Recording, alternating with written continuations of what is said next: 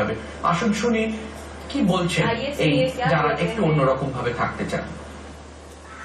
And I'm like fully accepted everywhere in my society, in my friend circle, in my school also I was accepted again. In my family I was accepted, and she's my couple.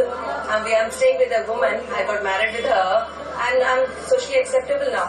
আমরা লেকটালি বাড়িতে তখন মানে just মালা বদল হয়েছে, তারপরে আলকা গাড়িতে উঠে গেছে এবং ওখানে একজন চা বিক্রেতা উনি ছিলেন এবং তিনি আমাদের আমি জাস্ট কোটিং হিম, তো উনি বললেন I am very happy to see first he said কে congratulation, then he said I am happy to see the new generation coming up.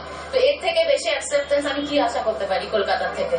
এবং আমি জানি অ্যাকসেপ্টেন্স ব্যাপারটা কিছুই না, কারোর মনে কিন্তু সেরকম কোনো নেই। এটা কিছুটা এডুকেশনের জিনিস, কিছুটা অ্যাওয়ারনেসের জিনিস, কারণ এটা এমন কিছু নয় যে শুধু আমরাই। ঘরে ঘরে আপনি যদি দেখেন অল্টারনেট সেক্সুয়ালিটি আমরা দেখতেই পাই, আর অ্যাকসেপ্টেন্স নিশ্চয়ই বাড়ছে এবং আপনাদের সাহায্যে আরো বাড়ছে। যেটা হচ্ছে দেখুন, ট্রান্সজেন্ডার যে টার্মসটা সেটা পুরোপুরি একটা জেন্ডার আইডেন্টিটি। জেন্ডার আইডেন্টিটি মানে আমি একটা পার্টিকুলার কোনো সেক্স আমি আসছি, পার্টিকুলার কোনো সেক্স নিয়ে জন্মানোর সত্ত্বেও আমার মধ্যে অন্য একটা জেন্ডারে বা অন্য একটা সেক্সে পরিণত হবার যে ইচ্ছাটা আছে।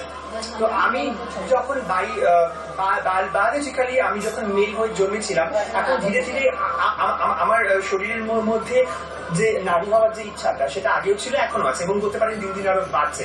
তো আমার বডি মডিফিকেশন প্রসেসটা আমি মোটামুটি স্টার্ট করেছি। মেবি ডাউন দ্য লাইন আমি হয়তো প্রপার লাস্ট স্টেজটা তো যাবো, যাকে বলা হয় সেক্সুয়াল রিঅ্যাসাইনমেন্ট সার্জারি। কিন্তু সেটাতে আমার একটাই প্রবলেম হচ্ছে, সেটা ইন্ডিয়াতে সব জায়গায় ঠিকঠাক হয় না। I'm 100% gay and I'm very comfortable about my sexuality and I don't find any reasons of hiding it from anybody.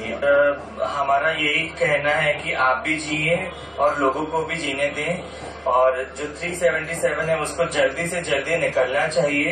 उससे निकलने से भी इतना फर्क नहीं पड़ेगा, पर समाज में लोगों को एक्सेप्टेंस की ज्यादा जरूरत है।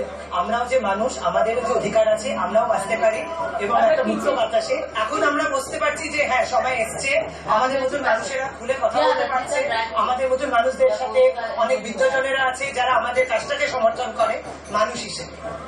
আমরা যদি চাইছি যে দিল্লি হাইকোর্টের পর যে আইনটা বেরোচ্ছে, যদি সুপ্রিম কোর্ট আজকে আমাদের ফেভারে আইনটা দেয়, লটা দেয়, তাহলে ইন ফিউচার আমরা আমাদের